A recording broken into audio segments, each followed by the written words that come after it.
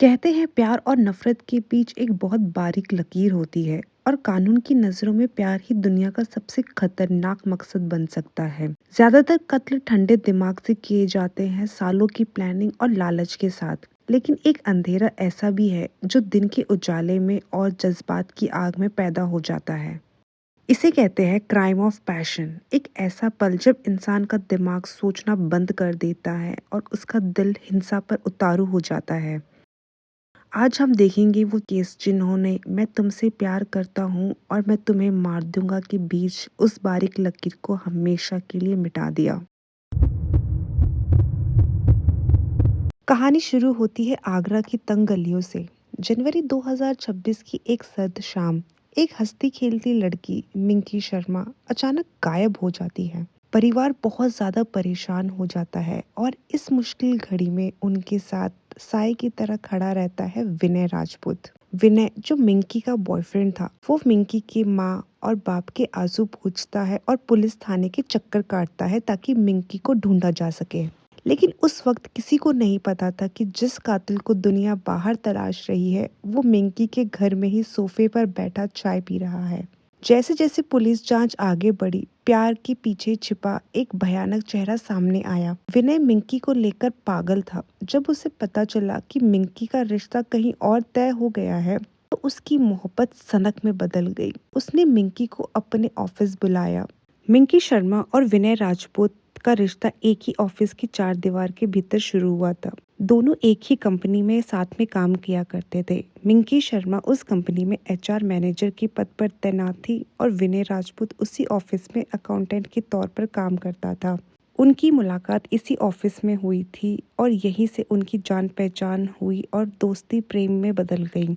विनय को कंपनी के काम और ऑफिस के समय की पूरी जानकारी थी, जिसका फायदा उठाकर उसने इस अपराध को अंजाम दिया। विनय ने मिंकी को किसी बहाने से अपने ऑफिस में बुलाया। उसने ऑफिस में उसे तब बुलाया जब ऑफिस में कोई भी नहीं था एंड ऑफिस पूरा खाली था। जब मिंकी वहां पहुंची तो विनय उससे बहुत ज्यादा नाराज था। वो बहुत ज्यादा गुस्से में था। उसे लग रहा था कि मिंकी उसे धोखा देने वाली है। दोनों के बीच में वहां बहुत ज्यादा बहस होती है और उसी जुनून में विनय ने मिंकी की जान ले ली। लेकिन खौफ की कहानी यही खत्म नहीं हुई। यहाँ से तो वह और भी खौफनाक होने वाली थी। कत्ल करने के बाद विनय के चेहरे पर कोई शिकन नहीं थी। सबूत मिटाने के लिए उसने जो किया, उससे आगरा पुलिस के भी होश उड़ा दिए। उसने मिंकी के शरीर के टुकड़े किए, सिर और पैर अलग किए ताकि पहचान छुपाई जा सके। उसने उन टुकड़ों को बोरियों में भरा और सबसे हैरान करने वाली बात ये थी, इन बोरियों को वह ठिकाने लगाने के लिए भी उसने मिंकी की ही स्कूटी का इस्तेमाल किया। रात के अंधेरे में वो उन बोरियों को यमुना नदी और पास की नहर में फेंक आया। विनय को लगा कि उसने परफेक्ट मर्डर किया है। वो दिनों तक मिंकी के घर वालों के साथ मिलकर उसे ढूंढने का नाटक करता रहा। लेकिन आगरा की सड़कें खामोश नहीं थी।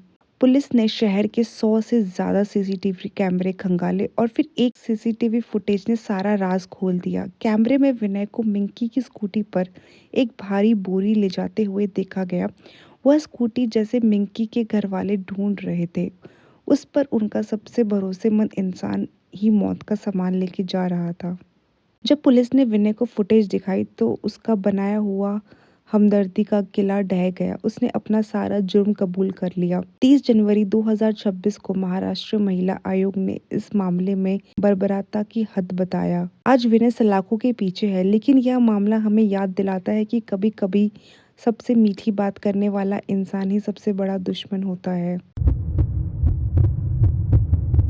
श्री गंगानगर का यह मामला किसी फिल्म थ्रिलर से कम नहीं है। यह कहानी प्यार, धोखे और एक खौफनाक साजिश की है, जिसे पुलिस हनीमून मर्डर केस का नाम दिया है। कहानी की शुरुआत आज से 7 साल पहले रावला में हुई थी। अंजलि और संजय कॉलेज के समय एक दूसरे से प्यार करते थे। अंजलि के घर वालों को इस बात का पता था, लेकिन वे इस रिश्ते के खिलाफ थे। अक्टूबर 2025 में उन्होंने अंजलि की मर्जी के खिलाफ उसकी शादी आशीष कुमार से कर दी, जो पेशे से एक टीचर थे। शादी के 3 महीने बाद भी अंजलि संजय को भूल नहीं पाई थी। उसने आशीष से ये कहा कि वह अपनी आगे की पढ़ाई के लिए वापस रावला जाना चाहती है।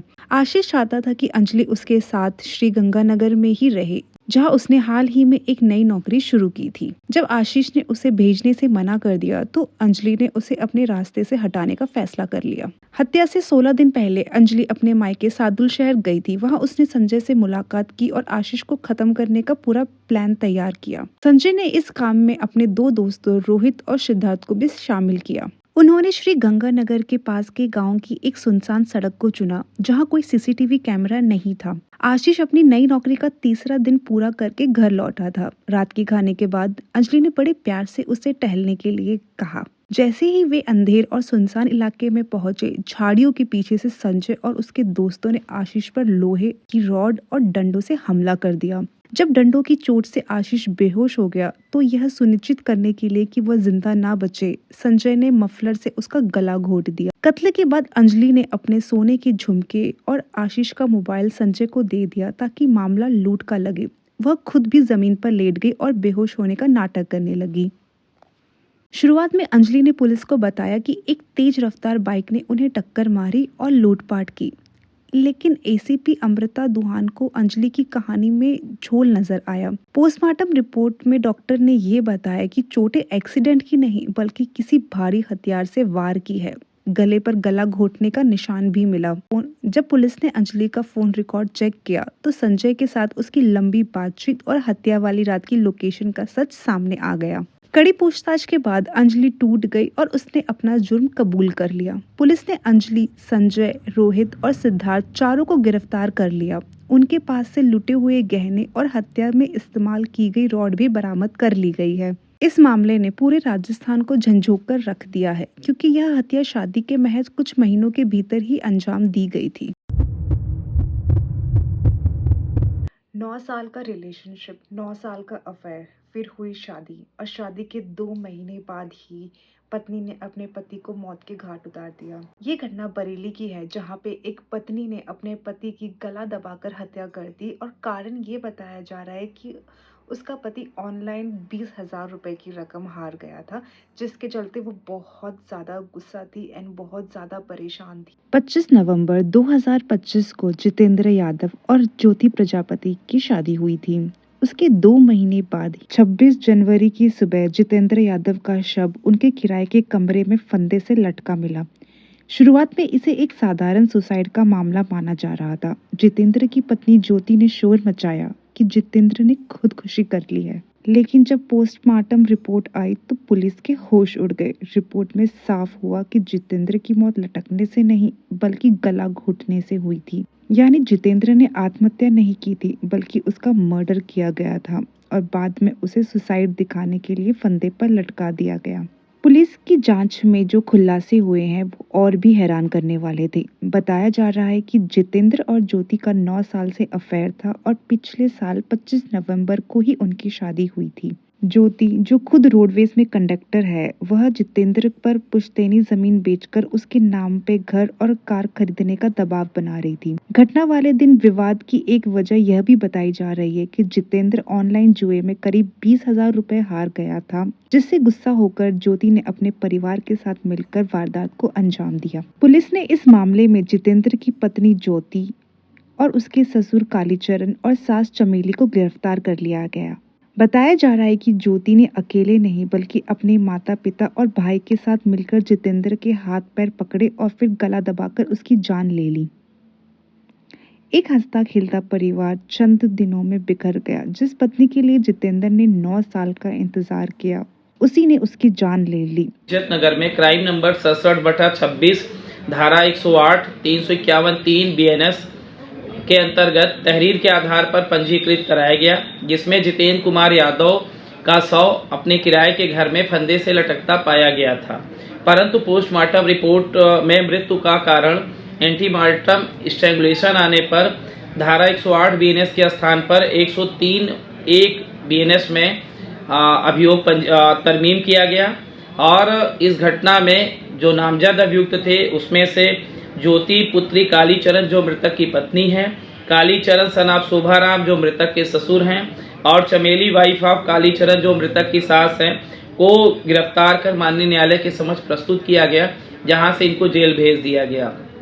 जो घटना का कारण निकल कर आया इसमें मृतक द्वारा ऑनलाइन जुआ खेलने की बात आई और इसी बात पर पति पत्नी में आपसी विवाद हुआ और उसके पश्चात अभियुक्त गणों द्वारा मिलकर ये घटना लड़का मेरे कमरे में बैठा था और मेरी बीवी उस रूम में बीच में लेटी, अगल बगल 2 लड़के। मेरी बीवी क्या कहती है, इसको मारो नहीं तो बवाल हो जाएगा ज्यादा। इस वीडियो में जो यह इंसान नजर आ रहा है उसका पूरा नाम सचिन सिंह बताया गया है, जो पेशे से एक मामूली ऑटो चालक था। सचिन ने करीब 4 महीने पहले ही श्वेता नाम की युवती से प्रेम विवाह किया था, लेकिन बाद में इसने अपनी पत्नी को मौत के घाट उतार दिया। इसके पीछे जो वह कारण बताया जा रहा है वो बहुत ही चौंकाने वाला है।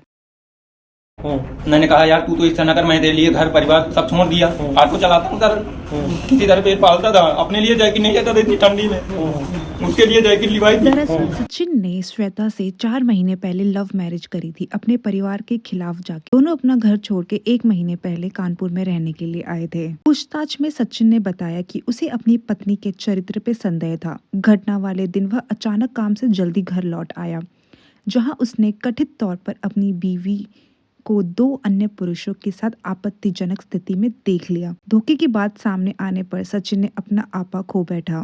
हत्या करने के बाद सचिन भागा नहीं, बल्कि वह सीधे महाराजापुर थाने पहुंचा और पुलिस के सामने अपना जुर्म कबूल कर लिया।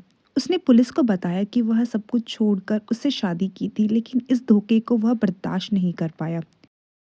मैंने कहा ठीक है, हमारी 9 बजे बात हुई, 9 बजे के बाद फोन कट गया। इसके बाद मुझे संतो, मैंने कहा रात में ही जाता हूँ मैं वही 11:30 बजे 12 बजे निकला, पहुंचे जाके रूम में शटर से अंदर से रस्सी बंद होती है, उसका शटर खराब है तो रस्सी बंद होती है सर, तो मैंने रस्सी हाथ डाल के खोल लिए। घर गया तो अपना कमरा देखा, कमरा खुला था। कमरे में उस रूम का लड़का मेरे कमरे में बैठा था और मेरी बीवी उस रूम में बीच में लेटी, अगल बगल 2 लड़के। झगड़े के बीच में किसी ने 100 नंबर पर फोन कर पुलिस को वहां पे बुला लिया। पुलिस ने सचिन को समझाया एंड उसे कहा कि वह अपना गुस्सा काबू करे एंड शांत हो जाए एंड समझौता कराते हुए पुलिस वहां से चली गई। लेकिन जब वह अपने बीवी के पास दोबारा गया तो उसकी बीवी ने उसे ब्लैकमेल करते हुए कहा कि वह उसको फंसा के उन दोनों लड़कों को बचा लेगी, या तो वो उसे मार दे या तो वो जेल चला जाए। ये सब सुन के सचिन सिंह अपना पूरा आपा खो बैठा एंड उसने अपनी बीवी का कत्ल कर दिया। पुलिस ने मौके पे पहुंच शव को कब्जे में ले लिया और फॉरेंसिक जांच के बाद उसे पोस्टमार्टम के लिए भेज दिया। सचिन फिलहाल न्यायिक हिरासत में है, जो उन 2 अन्य व्यक्तियों की भूमिका की भी जांच करी जा रही है, जो उस वक्त वहां मौजूद बताए गए थे। इस पे एसीपी एडीपी पुलिस का क्या कहना है, ये सुनिए। आपने बता ही दिया कि एक थाना महाराष्ट्र के अंतर्गत ये पुलिस के पास जानकारी प्राप्त है कि व्यक्ति ने अपनी पत्नी को मार दिया है और मारने के बाद उसको पश्चाताप को तो उसने पुलिस के सामने आत्मसमर्पण कर दिया है। इसमें एफआईआर रजिस्टर कर ली गई है और सभी तथ्यों पर छानबीन करी जा रही है। लड़का तो हमारी गिरफ्त में है ही, और कोई और भी इसमें बात सुनने आती है तो उनके खिलाफ भी कार्रवाई की जाए। अभी प्रथम दृष्टया तो जानकारी नहीं है, लेकिन क्या हुई है ये क्लियर है।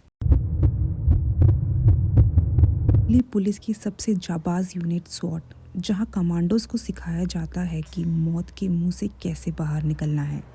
लेकिन 27 साल की काजल चौधरी, जो खुद एक ट्रेनिंग कमांडो थी, उसे क्या पता था कि असली दुश्मन बॉर्डर पे नहीं बल्कि उसके अपने बेडरूम में छिपा है। 22 जनवरी की रात एक फ़ोन कॉल आता है। रिकॉर्डिंग चालू कर ले, आज मैं इसे खत्म कर दूंगा। ये धमकी किसी अपराधी की नहीं बल्कि एक पति की थी। सुनिए उस लेडी कमांडो की खौफनाक दास्तां, जिसने अपनी आखिरी सांस तक संघर्ष किया। दिल्ली के मोहन गार्डन का वो घर चीखों से गूंज उठा जब काजल और उसके पति अंकुर चौधरी, जो रक्षा मंत्रालय में क्लर्क है, उनके बीच में जोरदार लड़ाई होने लगी।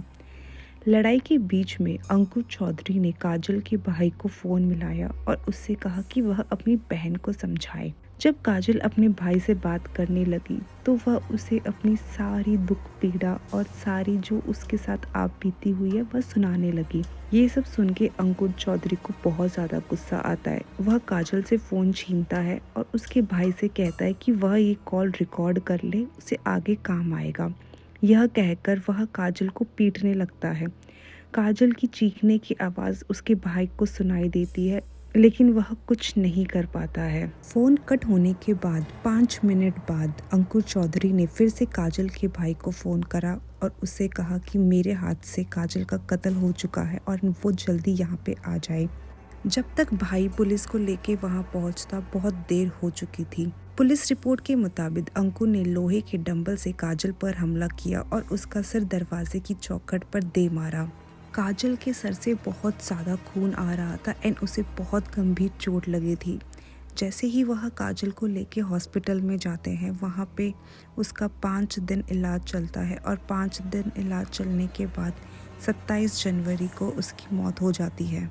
2023 में काजल और अंकुर की शादी होती है। यह एक लव मैरिज होती है। दोनों एक दूसरे से बहुत ज़्यादा प्यार करते थे। शुरू में तो उनके घर वाले इस शादी के खिलाफ थे, बट धीरे धीरे वह भी मान गए। फिर उन्होंने धूमधाम से उनकी शादी करी। शादी के तुरंत बाद ही अंकुर चौधरी के घर वाले काजल को दहेज के लिए परेशान करने लगे। वह उसे गाड़ी की और कुछ कैश की डिमांड करने लगे थे। काजल ने यह बात अपने घर पर कभी भी नहीं बताई, क्योंकि वह अपना और अंकुर का रिश्ता खराब नहीं करना चाहती थी। अंकुर शुरू में तो काजल के सपोर्ट में था, पर धीरे धीरे वह भी अपने परिवार वालों के साथ मिलने लग गया। काजल और अंकुर का एक 1.5 साल का बेटा भी था और काजल 4 महीने प्रेग्नेंट थी। शुरू में तो काजल और अंकुर दिल्ली में शिफ्ट हो गए थे, बट परिवार वालों के कहने पे वह दोबारा अपने ससुराल में रहने लगे, जहाँ पे काजल से बहुत ज़्यादा काम कराया जाता था। उसे बात बात पे ताने मारे जाते थे। 26 जनवरी की ड्यूटी के लिए काजल और अंकुर दोबारा दिल्ली जाते हैं कुछ दिन वहीं पे रहने के लिए, जहाँ अंकुर इस गुनाह को अंजाम देता है। शुरू में यह मामला दहेज का लगा। काजल के परिवार का आरोप है कि शादी के बाद से ही एक गाड़ी और कैश के लिए उसे टॉर्चर किया जा रहा था। लेकिन कहानी में एक बड़ा ट्विस्ट तब आया जब काजल के परिवार ने एक सनसनीखेज दावा किया। उनका कहना है कि अंकुर एक बहुत बड़े पेपर रैकेट का हिस्सा था। क्या काजल को इसलिए मारा गया क्योंकि उसने अपने पति के काले कारनामों को पकड़ लिया था? क्या वो एक विसल ब्लोअर बनने वाली थी? काजल 4 महीने की गर्भवती भी थी। उस मासूम की भी क्या गलती थी? 27 जनवरी को 5 दिनों की जंग के बाद काजल ने अस्पताल में दम तोड़ दिया। अंकुर अब सलाखों के पीछे है, लेकिन सवाल वही खड़ा है। अगर एक स्वॉट कमांडो सुरक्षित नहीं है तो आम महिलाओं का क्या? इस केस के पर्दे अभी भी खुल रही हैं। क्या आपको लगता है कि इसके पीछे सिर्फ दहेज या कोई और बड़ी साजिश? अपनी राय कमेंट में ज़रूर बताएं और काजल को इंसाफ दिलाने के लिए इस वीडियो को शेयर करें।